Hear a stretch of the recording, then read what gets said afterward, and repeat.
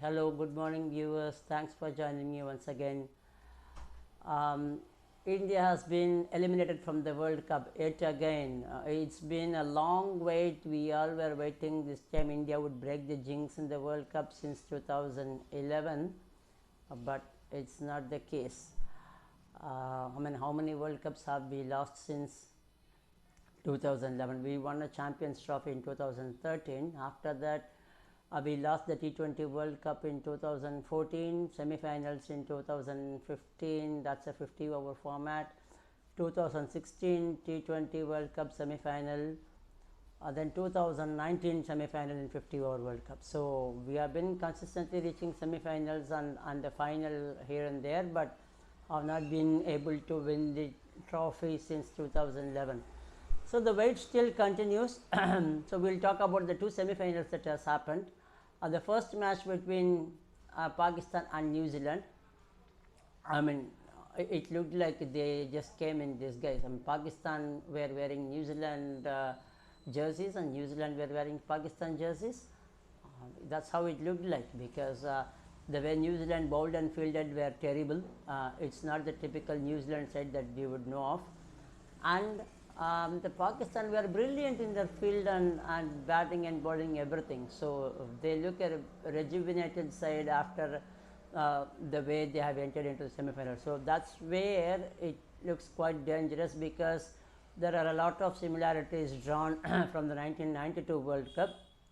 So Pakistan entering into semi-finals from nowhere.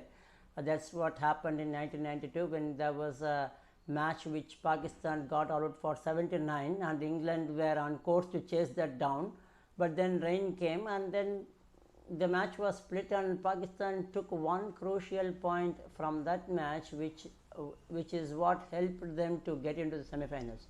So similarly, Pakistan was on the verge of elimination this time thanks to South Africa losing to Netherlands. They got a lifeline, then they beat Bangladesh and got into semi-finals, and look at the way they are playing in the semi-finals. So they look to be a dangerous side in the finals. New Zealand, again, like India, they have been entering lots of semi-finals and finals, but have not been able to win any of the trophies, any of the major trophies.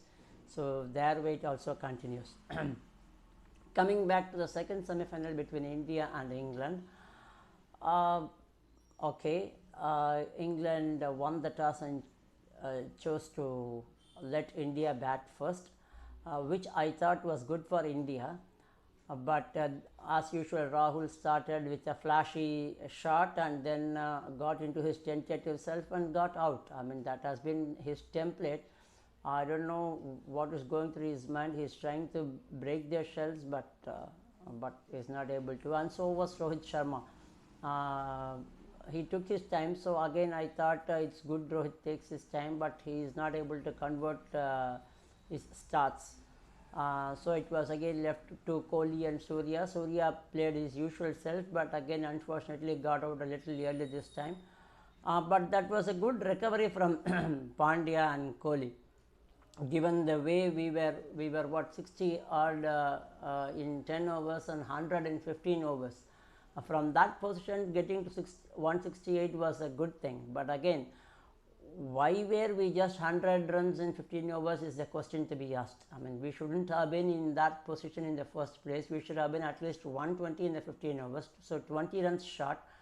So we couldn't make that up in the next. So if we had 120, maybe we should have been around say 185, 190 score in 20 overs, which would have made it little more difficult, little more pressure for the England batsman. But look at the way England responded.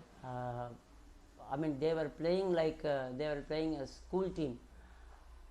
There was no risk at all. Indian bowlers didn't trouble them at all. There was no chance created at all.